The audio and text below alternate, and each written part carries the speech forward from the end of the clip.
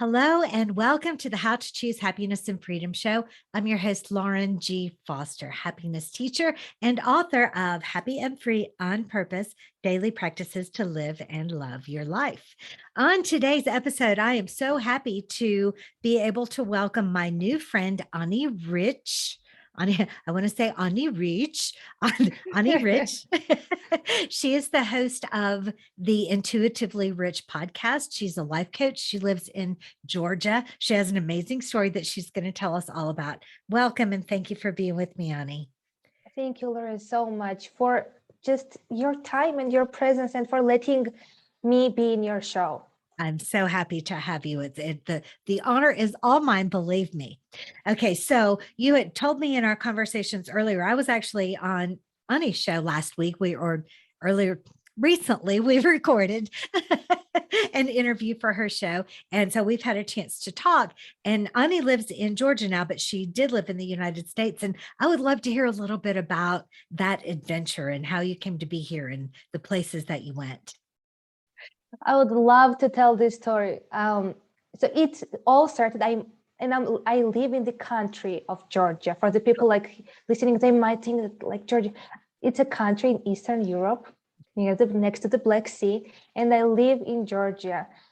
And the story why I moved to the U.S. because my husband, I loved him, and he just studied in the university there in the Minnesota University. I think it was the Carlson School of Management, the name of the school. So we just happened to fall in love, and we just had for 9 months. We were on a long distance. We had a long distance relationship, and that was the longest 9 months of my life because the days seemed to go like weeks. And then after this 9 months of long distance, we got married, and I went to the US, and the story itself is interesting because the US embassy refused me 3 times. And I thought I would like never join him, and he was thinking to leave the university and take a gap year. But on the 4th try, I was meant to be in the US, and I got the visa, and we just arrived into this completely new culture and new place. And that's the whole another story of how I traveled and moved around inside of the US. So you were in Minnesota, and then where else did you go? Did you? Okay, so at first we arrived in the Minnesota. It was beautiful. We lived in the Minneapolis because it was close to his university. And in the Minneapolis, I think we moved around. We changed the apartment 3 or 4 times. Even then, first because when I got pregnant, I will also have a son who's 4. His name is Max. And I arrived in the US in September. And at the end of the October, I was already pregnant. And it was not planned. And that's a whole another story. And we were living with his friends, with roommates. Some of them were smoking. And also we just realized we are a married couple. We are soon going to have a baby and we need to live separately. Mm-hmm. So we moved around, and then we had a baby. There was no parks nearby. Then moved again, and my husband graduated from the university. He was working full time, and he lost his job. And someone told us I think it was like after a few days, there is a job opening in Kansas City. We have not even searched for the job in Minneapolis. Out of nowhere, this friend of his was like, there's a job opening in Kansas City. And I was like, okay, let's move there. And in 2 weeks, just magically, we just sold everything. Like whatever we couldn't sell, we just put it in the U-Haul, and we were already in Kansas City. My son was 18 months at that point. So we lived in Minneapolis for 18 months. And then we moved to Kansas City, and I loved every place. Some people were like, are you moving to Kansas? And because I'm not from the US, every place is new for me. I'm not familiar with politics. I'm not familiar with like inside jokes or whatever. So for me, every place is a new place. I loved every place I lived. And I moved to Kansas City, and we lived on Plaza area, which is one of the most beautiful like area to live. My yoga studio was like 10 minutes walk on walking distance. We had the park on a walking distance. It was a beautiful place. I was doing my yoga teacher training there. I had a lot of friends, and we seemed to have like 2 cars, and he was working, and we seemed to have this beautiful life. And I was satisfied. I was very much okay with the life we had there. But one day my son was napping, and I was very interested and curious at that point in how I can serve Earth more. And I was watching how to reduce, recycle, and all of that. And I found this film, I think, I don't remember exactly, but 50 minutes to save the Earth. The name should be something like that. And this short film was about how to save Earth, about the oxygen and all of that, plastic usage. But there were moments from Hawaii, and I got this idea in kind of a meditative state. When I finished watching the video, I was just, my eyes were closed, and I was like, what if I move to Hawaii? And I still have chills right now. And I texted my husband, let's move to Hawaii. He was at his job, which he was not enjoying. And his boss wasn't enjoying him as well, because you can, the energy like transfers. And he was like, oh, such a great idea. And I was like, no, I'm serious. And again, in 2 months, we just moved in Hawaii. And this move was longer because, is it called an agreement? We had an agreement for the apartment. I think that it has a different name, but our lease was not up until, I want to say, February, and we left 2 months earlier. And we just still had 2 cars. We sold everything. And I was using a lot of affirmations at that point. Every single day I was writing, like, I'm selling everything easily, quickly, and smoothly. My move to Hawaii is easy, quick, and smooth. And I was like affirming every single day, because that was the time I got familiar with Louise Hay and affirmations and how it works. And in the beginning, it's always the easiest. The less you know, the better it works. The more you dig down deep into yourself, the more wounds you see. But at first, it's just like whatever you say, everything works. Yeah. And for our young mind, and I'm still young, but like at that point, and I'm pretty sure I would still do that. We were like, if we are moving to Hawaii, let's do something different. So we decided to buy a van, convert into a house, and our son is 2 years. He's 2 at this point. Convert this as a tiny house on wheels and live there. And in our mind, everything sounds so magical, and everything is magical. And in a way, it was magical. We arrived in Hawaii. Obviously, all of these moves are so tiring, and we all got sick at the end of every move, because we are packing and cleaning so much. And I just realized how much of a clutter I had. And we had, the apartment in Kansas City was 1,200 square foot. I had it was empty, because I didn't even need the huge house. Maintaining the house, not house, but apartment, was so challenging for me. And that was the moment I realized that you don't need a huge house. You just need the apartment that you can maintain and enjoy maintaining it. And we had so much clutter. It seemed like I was decluttering and decluttering and decluttering. And when we moved to Hawaii, no, Kansas, we didn't sell everything, but we were moving to Hawaii, and we just left with 1 bag and 1 carry-on. Nothing else, because we had to go by plane. We arrived in Hawaii, with the affirmations worked. On the first day, the day we arrived, we buy this van from this person who was in military, and he wanted to convert the van, but he got really busy and it didn't prioritize it anymore. And we got it for an amazing price, and it was a retired ambulance. At first, my husband was like, is this haunted? Did anyone die in here? And one of the things that was very challenging moving to Hawaii is that we weren't able to find apartment, because you cannot get an Airbnb for a month. I think there are some rules. Basically, we found an apartment. I think it was like few days before we arrived there.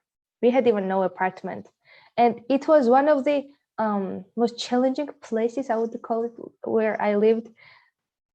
And I had no idea that when you arrive on an island, you will live with cockroaches. A lot of them, a lot of cockroaches in Hawaii. Um, a lot of huge spiders and lizards. And I was not used to that lifestyle. Obviously, afterwards, I got used to all of them. But suddenly, I'm in this apartment, which I really don't enjoy.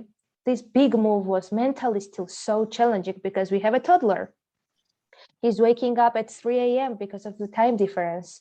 Me and my husband are so irritated, we argue a lot. All of these moves had its own challenges. It's not like, oh, we just like magically appeared and everything was amazing. We were arguing a lot. I was finishing to writing my book. It was just one tiny room. And when my son was sleeping, I was literally sitting in the toilet. I had a little table there and I was writing book from there because that's the only choice I had at that point. It seemed so. There were a lot of mosquitoes outside, so there was literally no point of sitting outside and enjoying that so-called little yard or garden. It was not even, does not even look like a garden. So the reason I'm mentioning is because it had its own challenges, and I had to focus on the positive side. And we only had that place for 1 month, and everything is so expensive in Hawaii. And at this point, my husband has quit his job and we have saved up money, but still you can buy 2 avocados and a juice and pay $50 there. Like it's, and our groceries when we were buying in Kansas and in Hawaii, it was like 70% more, the same stuff. We were paying like 70% more. So we, at that point, living in the van wasn't a choice anymore. We just realized, okay, we have to live in the van. But at first it was like a fun idea, and we worked on converting the van, and it was very challenging because our son is 2 years old. I don't let him watch anything. I raised him screen free until he was 4, and we have to convert this van because in 1 month we have to go there and live there. But obviously you try, you practice focusing on the positive side, you practice, and just one day you just have the tiny ability to just, and you get the capacity to focus on bigger picture.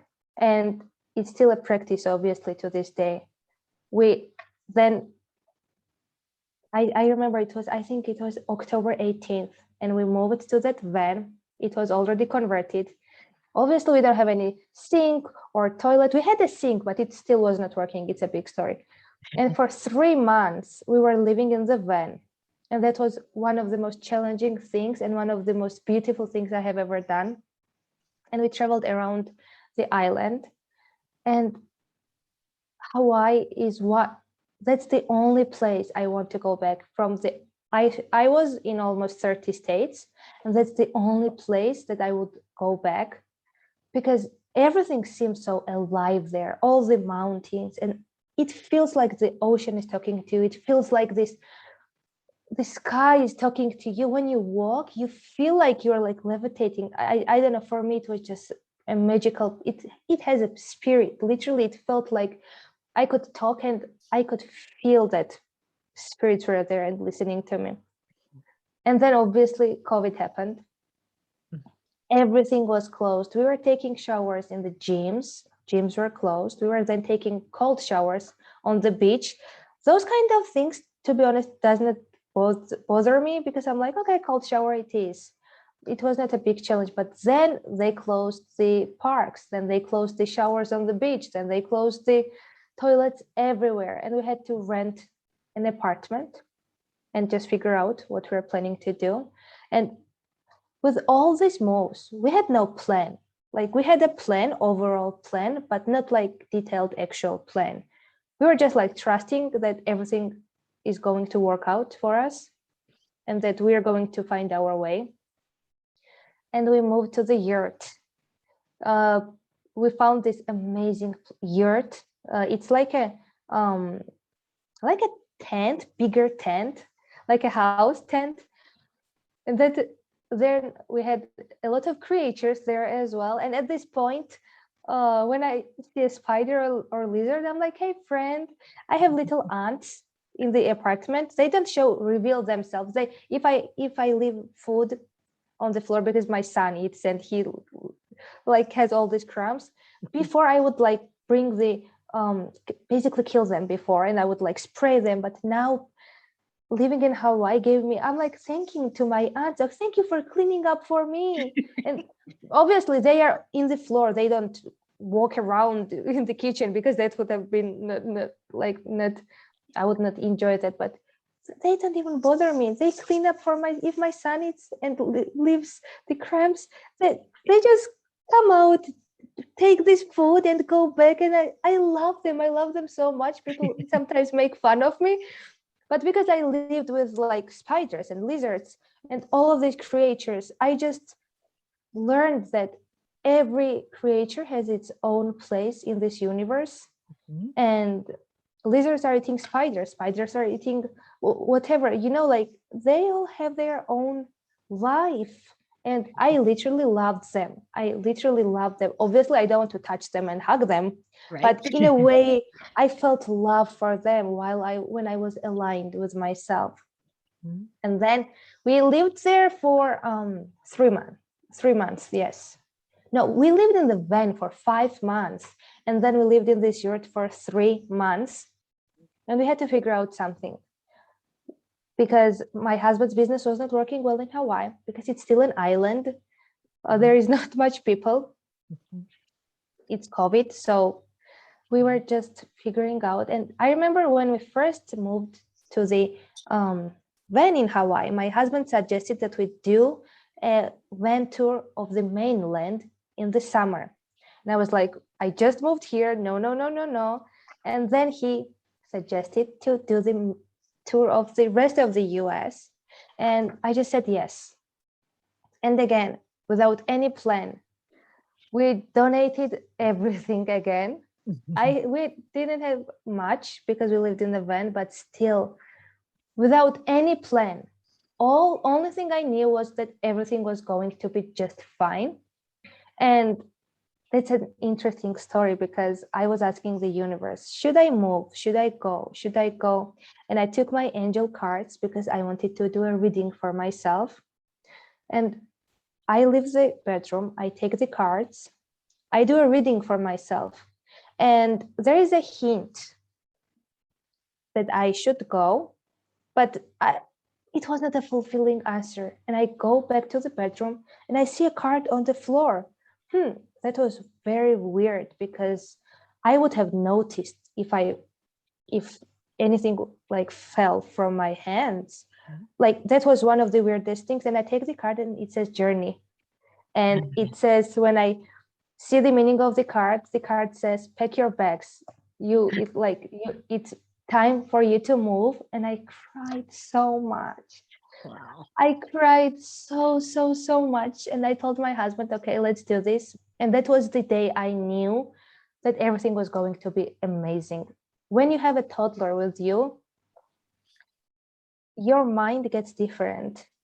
You don't only think for yourself. And some people might think that it was irresponsible from our side to just go.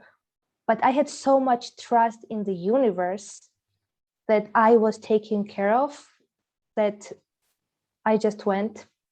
The day we arrived, the place was, do you know how there are these like ghetto places in movies where you think someone is going to shoot you? We arrived at this place and this is the weirdest place I have ever been. There are like some child sleeping on the couch next to the entrance, literally in the entrance. It was the weirdest place, but I never lost the faith. I was like, whatever it is, I didn't even complain. Obviously, I noticed that I don't enjoy the place, but what can I do? This is the place I'm staying this night. And next day we bought another van. And that story is also the van we bought first time was not converted, but this van was already converted and already ready.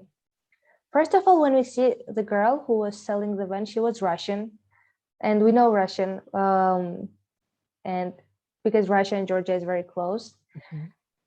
The van was the cleanest car we have ever bought. The girl took us to this man who in California, you don't have to go to the DMV. There are places that you can like sell the car. I don't know exactly, but this girl took us to a place. She even paid for the what is it called when you buy a car? You have to pay certain amount because you're buying the car. Like a sales tax? Yes, something like that. She even paid for that. Usually, whoever is buying is paying. She gave us her address, so the title would arrive to her address as well. And she said that she was going to send the title to us. She gave us so much information about where to go, where to find food. And the van was phenomenal. Everything was working in this van. Everything was working in this van. We didn't have to do anything to it. Cleanest place. The girl was, it was just like the most phenomenal universe story ever. And we buy this van and we just traveled around the US. So like I saw 29 states. My husband and my son went to 30 because I had some mommy time and some alone time. We came back to Kansas for a little bit and I stayed in our friend's apartment, and then they went to Nebraska, I think. So I could have a few days for myself because I was going crazy. All And that happy wife, happy life. Yes. Oh, what an amazing and fun story to now. Looking back, don't you wish you had videotaped all of that and had because there are YouTubers now that are doing what you did, living out of a converted van and driving around the country, and you did it first, right? Yes. Yes. Can I say one thing quickly? Yes, absolutely. I forgot to plug my ring light. I'm going to plug it because soon it's going to get really dark and nobody will be able to see me. Okay. 1 second. Okay. Of course, because do you want me to ask the question? Yes. Okay.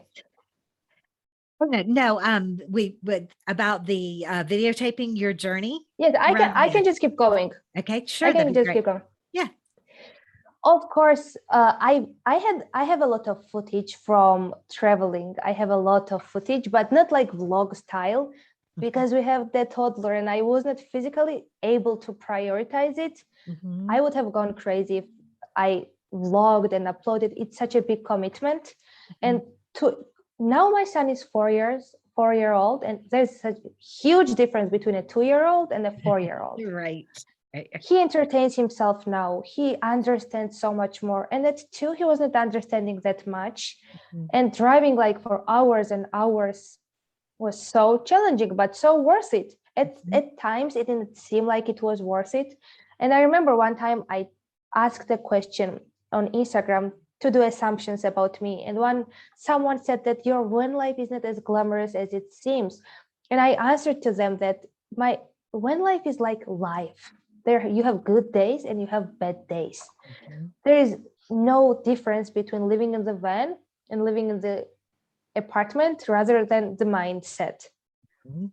If I had a different mindset, and obviously I didn't have space with a child to have that mindset, to look at things different way, because it really is mentally draining to be with a toddler from morning to night in this tiny space, and my husband, and we had so much arguments during this one life. A lot, because in tiny space, like how old were we? Like 23-year-olds Right. with with a 2-year-old. Like it was just so challenging. But I have a lot of footage, and even yesterday I just found one of the pictures and I uploaded it on my Instagram, and it's beautiful to look back. And after traveling, we stayed in the Florida and lived in Florida for 9 months, and then we decided to move back to Georgia, which I can keep going, or if you have any questions you can just ask me. Yes, absolutely. So now I want to, you talked about, I want to get around to the journey as to how you decided to become a life coach. And you mentioned you were writing a book. Did Yes. that get finished? And tell us about that. When I gave birth, my whole world got upside down. I was 19 years old, no, 20 when I gave birth. I'm 20 years old, and I can't even care for myself mentally and emotionally, not in a big way, but like I was not a teenager, but I just left the teenagerhood and I just left my grandmother's and my mom's house. I just got married. You just have to figure all this out. I was living for myself, and now I have a husband, and now I have this little baby, and I want to go out and have fun, and someone is always crying and wants my attention all the time. I always felt while I was the first years, like I was a butterfly and my wings were cut off. I would always tell my mom that I want to go out. I want to have friends. I want to like just have fun. And I resented my child for a little while because I was not aware and I was not conscious and I was not taking responsibility for my own life. And it was not like always there, but when I got this urge of I cannot take this anymore, then I would resent my child of like, oh my God, like why can't I just have someone to help me? I was in a victim mentality. And he was 10 months old while I was listening to Dr. Shefali Sabari. Her name is Dr. Shefali Sabari, and she has few amazing books like Conscious Parenting and Awakened Family.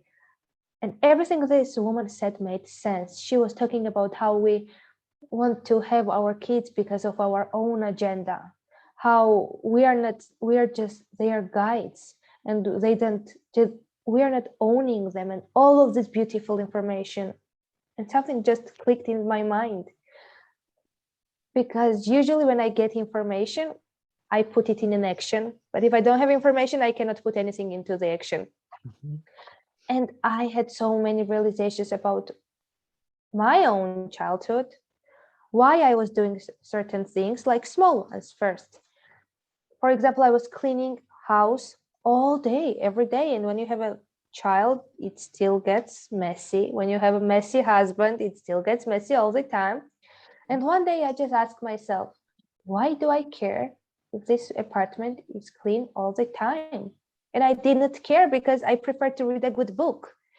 And the answer was like, because I was raised that way, because my grandmother was that way. And those type of realizations led me to a bigger ones. And I was doing yoga because I gained 58 pounds when I gave birth, and I hated myself. I was crying every single day because I'm in this new country. I don't have friends. I just have a baby and my body is ruined. That's how I thought at that point. I had stretch marks everywhere, and my husband is studying and working half time, and I'm not doing anything. I'm not improving. That's just were my thoughts. And I was just very miserable. And at 6 months postpartum, I just decided to change my life because I could not look at myself in the mirror anymore.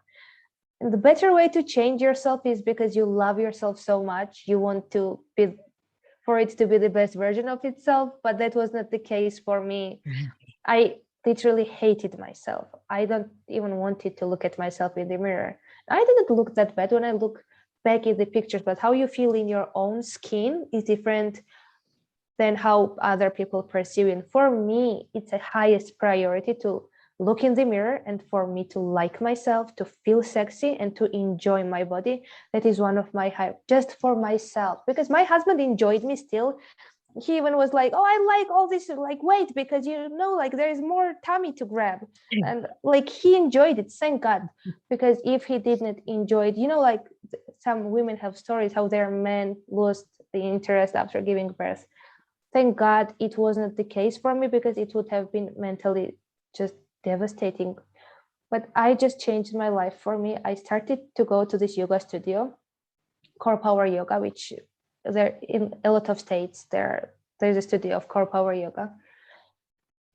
And there was this girl which I really liked, and she had no kids, and I wanted to have friends without kids. And she told me, and later she confessed that the studio was telling them to like recruit people into this training. She was telling me like, there's a yoga sculpt teacher training coming up. Would you like to do it? And I felt this urge to do this training. And at the training, we had assignments, writing assignments. And yoga and spirituality is so close to each other. Mhm. And I started to write these assignments, and I was in love with writing. As a kid, I used to write, but then I just lost touch of the part of me that was writing. And it felt like I found this love of my life again. And I was writing, and I had this idea, another idea. What if I have a blog? And I just wrote my first blog, assembled this website by myself. It was so weird looking back. It doesn't even look like a website. I didn't put my own name because I was still not fully ready to commit to it, Mhm. and wrote my first blog. And then by itself, after a year of having my blog, I was listening to another interview of, who was it?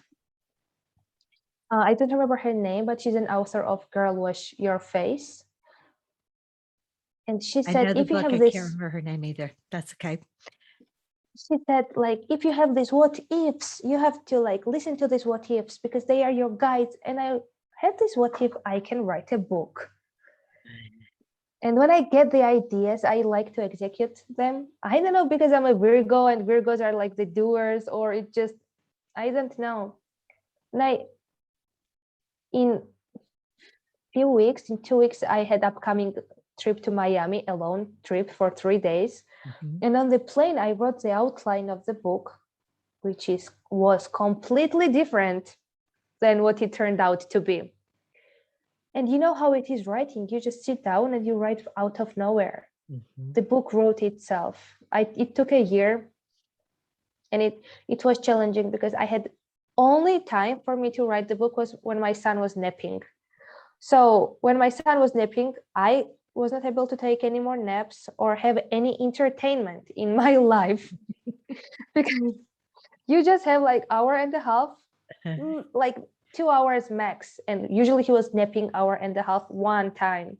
And at the evenings, I was doing yoga. When my husband would come back from work, I would go to yoga and do my workouts. And I was usually very tired at the evenings to write anything. Also, because my son was not sleeping through the night for a very long time. Mm. So I just have this 1 hour and a half, and I used all of the time to write this book. Also, when I look back, I have no idea how I was doing all of that because it doesn't make sense. But somehow when you take steps forward, universe supports you. Somehow you find the strengths. Somehow you will find the people who will tell you or inspire you. Universe just needs for you to take few steps consistently. Day after day, week after week. You just need to be consistent of taking the steps. And also it's okay not to take the steps because for a short period of time, I just decided I wasn't able to write the book anymore. We just need to learn to forgive ourselves, and it's a season, and we just have to have in mind that we're going to keep doing it. And that's just how I wrote my book. The name of the book is Back to Yourself, and people can find it on Amazon. The name is Back to Yourself. I'm not understanding the first word. What to yourself? Back. Back to yourself. Gotcha. Yes. Yes. Yes. And people can find it on Amazon. And I just love the book because it just literally wrote itself. That's so very cool. And your story is so cool. And, wherever you're listening to this or watching this, if you look below, I'll share links to how you can get in touch with Ani and find her book and find her podcast and all of that. But I just, your story is inspiring that you are so young. And I just want everyone to know that you're never too young and life is never too hard for you to do great things. And that, you're the embodiment of how your perspective makes your life that, so you could look at traveling around in a van as the biggest, most amazing romantic adventure ever. And that is what it becomes. And you Yes. did. So I think that's so cool. Very awesome. And your Thank son is you. awesome. He's very lucky to be having this kind of I am very experience. lucky to have him because he taught me most of the things. Because of him, I had this. Because of him, I fell on this. I don't know. I just broke down or whatever, and I just like a phoenix, I just found myself again. I'm still finding myself. I still have days when I don't trust the universe. I still have days when I don't believe in anything, but majority of the times I just bounce back. And it's not about not falling out of things, it's about how quick you just go back, bounce back, and like stand up on your feet again. So tell us what you are working on now, and what does your life look like these days? Then from the Florida, we came back to the Georgia, and everyone around us was telling us not to do this. But against everyone's, actually, they had a good point. Every one of them had a good point, but we still came back. And it's one of the best decisions I have ever made in my life, because I reconnected to different parts of myself, and I made so much healing, because then I have healed a lot of things, not majority of the things, a lot of things. And I came back to my family, and it showed me all the things I have not healed yet. And now I gave them so much forgiveness, and we had so many arguments and conversations. We love each other. I have one of the best, I don't know, my family is phenomenal. My grandmother, my mother, they are my example of, and they had way more challenging life than I had. They actually had the challenges like when I'm going to feed my child, like those kind of challenges, or where I'm going to stay, or how am I going to feed and earn money. Like they had those kind of challenges, which I never had. And thank to the universe that is still supporting me. I had different kinds of challenges. The pyramid of Maslow's, I think it's called, like they were on a survival mode. I'm at a place where I can think of how I can find my bliss in life. Yeah. And obviously I had moments where I didn't have an apartment, all of that, but still I was on a different level. You know what I mean? So when we came back here, I'm also a life coach, and I became a life coach because the universe told me so. That's what I say. So many of my friends, one of my friends was telling me, she was visiting me once a week. We were just drinking tea. I was sweet for her. She was like, you should do this for a living. Just bring people for tea and let them talk. Another friend of mine wanted to bring her boyfriend to me, and they wanted for me to be their like therapist coach. Counselor, and right? then another person told me that they asked me something, and I told them, and she was like, you should be a coach. And I was like, okay, universe, I'm listening to you. You are giving me, because I was creating space inside of myself, and I was healing myself. And because I was understanding myself, I had the capacity to understand others and understand what major needs of humans are, so I could give it to them. And this, I had always had this itch of making others feel good, not in a like way of like it's my purpose to just like give them advice and just make them feel good. That just was something I just had always like deeply engraved. So that's what I do now. I'm a life coach. If people want to have a conversation with me, they can go at my website, which you will link everything in the description box. And yes, I have a podcast. It's and I'm a mom. It's Intuitively Rich. That's the name of your podcast, right? Yes. Yeah. So Ani's teaching all about the law of attraction and attracting abundance and having an amazing life and all the same things that I do from her unique and sunshiny perspective. Yeah. I love it. All right. Well, thank you so much for being here with me today. This was very much fun. I loved hearing your story, and I know that our listeners are going to love hearing all about it too. And again, look below and you'll be able to find where to get in touch with Ani. And thank you so much for being here. Thank you so much for having me. For everyone else, remember, happiness is a choice, and you can always choose to be happy first. I'll see you next week.